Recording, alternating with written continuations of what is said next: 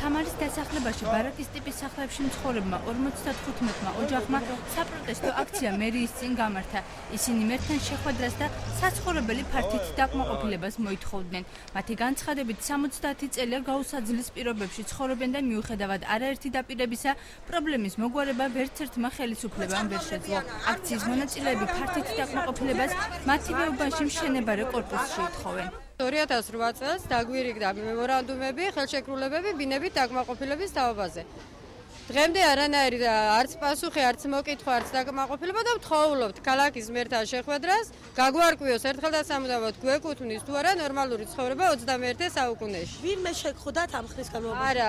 არანაირი შეხვედრა. აქციის მონაწილეები ჯემალანანიძესთან შეხვედრას 2 საათის განმავლობაში მოითხოვდნენ.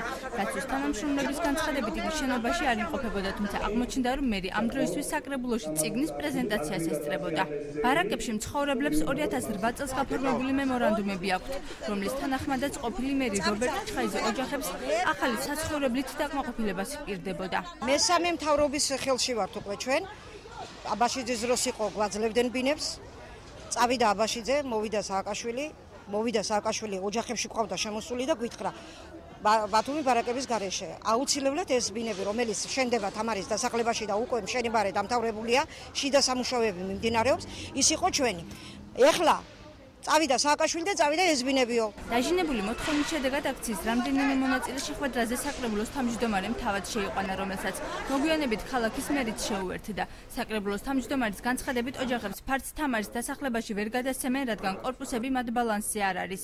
პროექტ ბათუმი ბარაკების გარეშე დავსრულებლობის მიზეზად გიორგი კირთაძემ ახალი მთავრობის მიერ ბიუჯეტის შემცირება დაასახელა. იგეგმებოდა მიმდინარე წლის ბიუჯეტითაც 2 ასეთი ახალი ტიპის სოციალური სახლების შენობება, მაგრამ სამწუხაროდ ახალმა ხელისუფლებამ არც თანხა მოგცვა და არც თვითონ დაიწყო ამ ტიპის სახლების შენობება და არ ვიცი, პრობლემა რა თქმა უნდა არის გადასაწყვეტი. ან ჩვენ მოგცემენ ფულს იმისთვის რომ ავაშენოთ სოციალურ სახლებს და ბათუმის ბარაკების პროგრამის ფარგლებში ეს პროგრამა გაგრძელდეს და ამ ხალხმა მიიღოს ბინები. ან შესაძლებელია აჭარის მთავრობამ, საქართველოს მთავრობამ თვითონ აიღოს ინიციატივა, თვითონ გააგრძელოს ამ პროგრამის მუშაობა. აქციის მონაწილეებმა დღეს დოკუმენტების მიხედვით გადაცემული ფაქტების კვადრატულობის მიხედვით გადანაწილების საკითხის გადახედვაც მოითხოვეს.